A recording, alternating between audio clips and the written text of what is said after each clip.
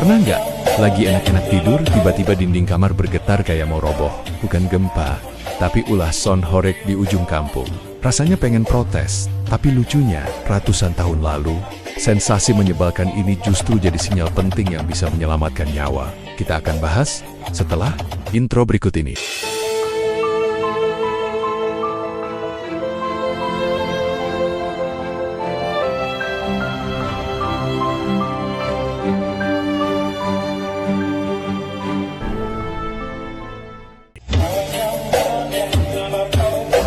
Sound horeg hari ini mungkin kita kenal sebagai musik bass menggelegar yang biasa diputar di hajatan, karnaval, atau acara rakyat. Dentumannya yang membuat dada bergetar seringkali membuat tetangga di kampung sebelah ikut sadar kalau ada keramaian. Tapi, jika kita mengupas fenomena ini lebih dalam, akan terlihat bahwa konsep bunyi keras yang mengundang massa bukanlah hal baru. Berabad-abad sebelum adanya speaker raksasa, power amplifier, dan mixer digital, masyarakat di berbagai penjuru Nusantara telah menggunakan instrumen sederhana untuk menciptakan efek yang sama, membangkitkan semangat, mengumpulkan orang, dan menunjukkan kekuatan kelompok. Menariknya, fungsi ini seringkali muncul di momen yang sangat serius, perang antar suku, perburuan kepala, atau upacara penyambutan pasukan. Di hutan-hutan Kalimantan, suku Dayak memiliki tradisi memukul gong perang besar yang terbuat dari logam berat. Suara gong ini dapat terdengar menembus pepohonan lebat, memberi tanda bahwa sebuah pertempuran akan segera dimulai. Gong tersebut tidak hanya menjadi alat musik, tetapi simbol keberanian dan panggilan untuk berkumpul. Irama yang dimainkan bukan sembarangan, melainkan diatur untuk membangkitkan adrenalin dan menyamakan detak jantung para pejuang sebelum bertarung. Jika dibandingkan dengan sound horeg modern, efeknya mirip. Getaran suara yang mempersatukan orang di satu titik, membuat mereka merasa bagian dari momen yang sama, walau konteksnya berbeda. Di Papua, tradisi bunyi perang juga sangat kuat. Suku-suku di wilayah ini menggunakan tifa alat musik, pukul dari kayu berongga yang dilapisi kulit binatang untuk memberikan sinyal kepada pasukan. Ritmenya berubah sesuai dengan pesan yang ingin disampaikan.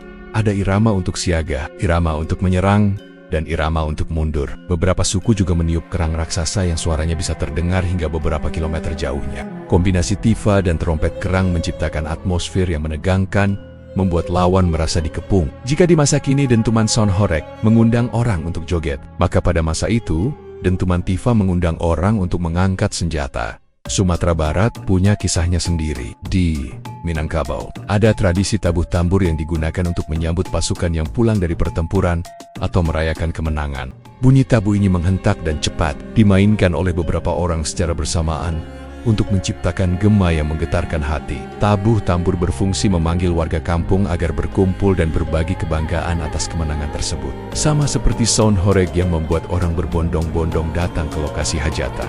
Tabuh tambur menandai bahwa sebuah perayaan besar sedang berlangsung dan semua orang diundang untuk menjadi bagian dari momen itu. Di Nias, sebelum berperang atau melakukan tradisi berburu kepala yang terkenal di masa lalu, masyarakat memukul beduk besar dan gong logam. Bunyi ini adalah tanda bahwa seluruh laki-laki dewasa harus berkumpul di pusat desa, bersiap menghadapi ancaman atau memulai ekspedisi. Beduk dan gong dimainkan dengan kekuatan penuh untuk menggetarkan tanah di bawah kaki. Efek yang secara mengejutkan mirip dengan sensasi berdiri di dekat speaker sound horeg yang memompa bass rendah. Meski berbeda alat dan tujuan, keduanya memanfaatkan kekuatan getaran untuk membangkitkan respons fisik dan emosional pada orang yang mendengarnya. Salah satu alasan mengapa suara keras menjadi begitu penting di masa lalu adalah karena sifat geografis Nusantara sendiri. Sebagian besar wilayahnya terdiri dari hutan lebat, pegunungan, dan garis pantai yang panjang.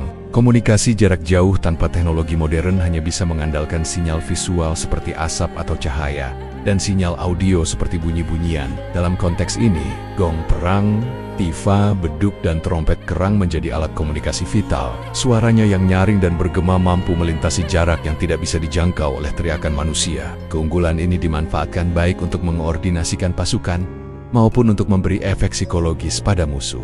Di zaman modern, sound horeg mewarisi sifat yang sama. Ia bisa mengabarkan keberadaan sebuah acara jauh sebelum tamu undangan melihat lokasi sebenarnya. Bayangkan seorang warga yang tengah bekerja di sawah beberapa kilometer dari rumah, tiba-tiba mendengar dentuman bass bertalu-talu tanpa perlu undangan tertulis. Ia tahu ada hajatan yang bisa ia datangi nanti malam. Efek ini, meskipun konteksnya hiburan, adalah cerminan dari fungsi sosial yang telah ada sejak zaman nenek moyang. Bahkan, Beberapa ahli antropologi berpendapat bahwa kecenderungan manusia merespons bunyi keras dengan rasa ingin tahu atau kewaspadaan adalah warisan biologis dari masa ketika suara keras di alam berarti sesuatu yang penting sedang terjadi. Suara petir, gemuruh air bah, atau pekikan hewan buas di malam hari selalu memicu respons insting. Tidak heran jika ketika mendengar sound horeg, sebagian orang merasa semangatnya bangkit, seolah ada energi tak terlihat yang memanggil. Jika kita mundur ke abad-abad lalu, para penjelajah Eropa yang mengunjungi kepulauan ini sering mencatat kekaguman mereka terhadap kekuatan suara yang digunakan masyarakat lokal. Catatan dari pelaut Belanda abad ke-17 menyebutkan bagaimana pasukan di Maluku memukul gong besar di atas kapal perang untuk memberi tanda kepada sekutu di pulau lain. Suara ini bisa terdengar dari jarak yang luar biasa, bahkan di tengah deru ombak. Ini bukan sekadar koordinasi, tetapi juga unjuk kekuatan. Pesan tersiratnya adalah, kami siap berperang, dan kami ingin kalian mendengarnya. Bandingkan dengan sound horeg hari ini yang kadang secara tak langsung mengatakan, kami sedang berpesta, dan kami ingin semua orang tahu. Dalam kedua kasus, kebanggaan menjadi pusatnya. Bedanya hanya pada alat dan tujuan. Perlu dicatat juga bahwa suara keras seringkali dipadukan dengan tarian atau gerakan tubuh yang ritmis. Dalam perang suku, tarian perang adalah cara untuk membakar semangat, menakut-nakuti musuh, dan menunjukkan stamina prajurit. Misalnya, suku Maori di Selandia Baru memiliki tarian haka yang mendunia, dan di Nusantara kita punya banyak padanannya seperti tarian cakalele di Maluku, atau perang-perangan dalam festival budaya di Flores. Dalam semua itu, musik keras menjadi irama yang mengatur pergerakan tubuh. Di hajatan dengan sound horeg, meski tidak ada perang fisik, tarian joget atau line dance di bawah lampu sorot punya peran serupa menggatorit kebersamaan dan membangun atmosfer yang menyatukan penonton. Ada satu persamaan psikologis yang menarik di sini. Tubuh manusia cenderung sinkron dengan ritme yang ia dengar. Jika ritme itu cepat dan penuh tenaga, tubuh ikut bergerak lebih energik, napas menjadi lebih cepat, dan adrenalin meningkat. Ini adalah respons fisiologis yang sama baik pada prajurit Dayak yang mendengar gong perang maupun pada anak muda yang berdiri di depan sound horeg mendengar dentuman bass drum.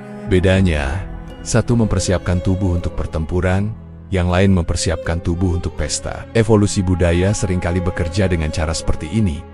Fungsi fisiologis dan sosial tetap, tetapi maknanya berubah mengikuti kebutuhan zaman. Fenomena sound horeg juga tidak bisa dilepaskan dari aspek identitas lokal.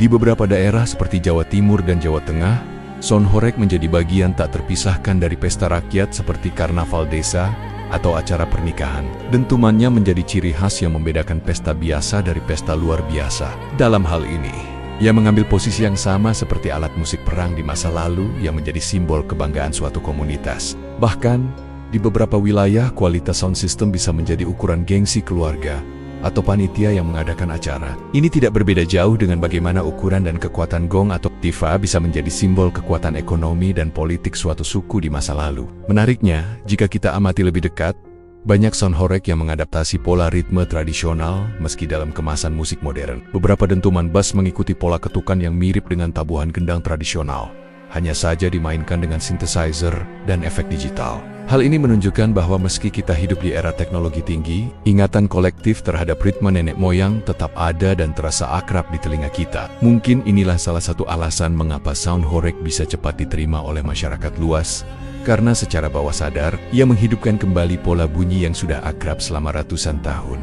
Jika kita mengaitkan ini dengan teori antropologi musik, maka sound horeg adalah contoh nyata dari bagaimana budaya tidak pernah benar-benar hilang. Ia hanya berubah bentuk. Kita bisa melihat garis lurus yang menghubungkan gong perang Dayak, tifa Papua, tabuh tambur Minangkabau, hingga ke speaker 15 inci yang berdentum di lapangan desa.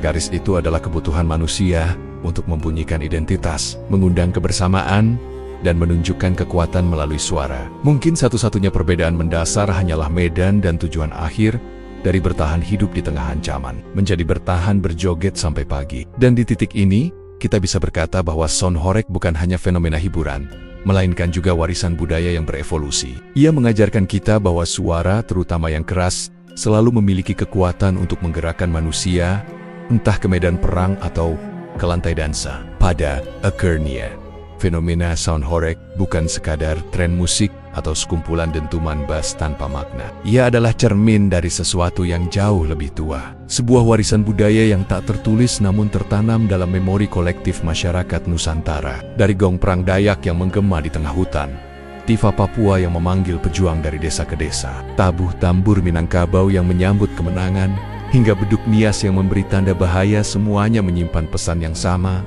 Suara adalah kekuatan. Kekuatan untuk mengumpulkan orang, menggerakkan hati, menyalakan semangat, dan menunjukkan keberadaan kepada dunia luar. Dalam konteks modern, Saun Horeg mengambil peran itu di medan yang berbeda. Ia tidak lagi memanggil pasukan untuk mengangkat senjata, melainkan memanggil warga untuk berkumpul, bersenang-senang, dan merayakan kebersamaan. Dentuman bass yang terasa di dada adalah gema masa lalu yang dibungkus teknologi. Ritme yang menggetarkan hati sama seperti yang dirasakan nenek moyang kita sebelum memasuki medan laga. Perubahan ini adalah bukti bahwa budaya bukanlah sesuatu yang mati atau statis, melainkan selalu bergerak mengikuti kebutuhan zamannya. Dan mungkin, tanpa kita sadari, setiap kali kita berdiri di depan Saun Horeg dan merasakan getaran bass menyapu tubuh, kita sedang mengalami sensasi yang sama yang dirasakan para prajurit suku ratusan tahun lalu. Bedanya, hari ini kita membawa minuman dingin, bukan tombak. Kalau mobil ini lewat depan rumah kamu jam 2 pagi, apa yang bakal kamu lakukan? Suara ini katanya bikin warga ngamuk, tapi ada juga yang bilang bikin suasana hidup. Kamu tim mana? Apakah ini hiburan atau teror jalanan? Tulis pendapat kamu di kolom komentar.